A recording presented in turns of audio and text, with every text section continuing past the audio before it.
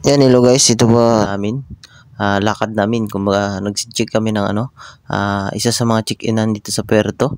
So ito yung mga yung tinatawag nating Balay Tuko. So yan, ito yung mga nila daanan. So tingnan nyo guys. Gaganda ng nila. Oh, may isa namin kasama nagbalik. Dahil sa aso yan, aso nagbantay.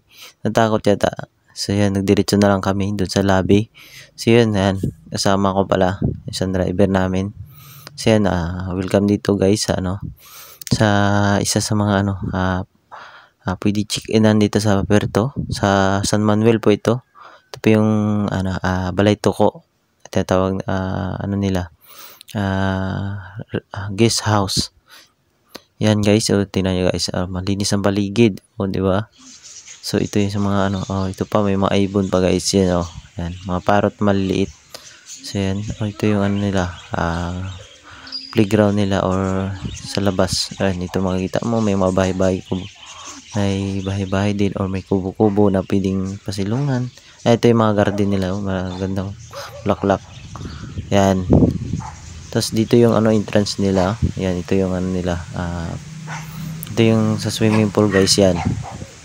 Ito yung mga pangalan ng mga lugar kung saan ka magpunta, sa Manila, sa Cebu, yan guys. Hong Kong, nandyan po, di ba? Ang ganda. Ayun ang kubo. Yan guys. Ito yung mga kasamaan ko. Ito yung kanina yung natakot sa balik. Ito yung building ng swimming pool. Yan guys, ang laki, di ba? So yan, sakali kayo mag check-in dito, pwede naman kayo maligo pag morning. Yan yung swimming pool yung sa loob guys. May kulay blue.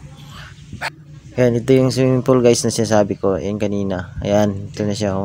Di ba ang ganda?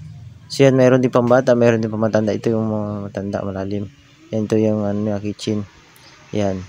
So, di ba malawak yung kitchen nila. Yan. Doon yung pang bata, yan sa dulo.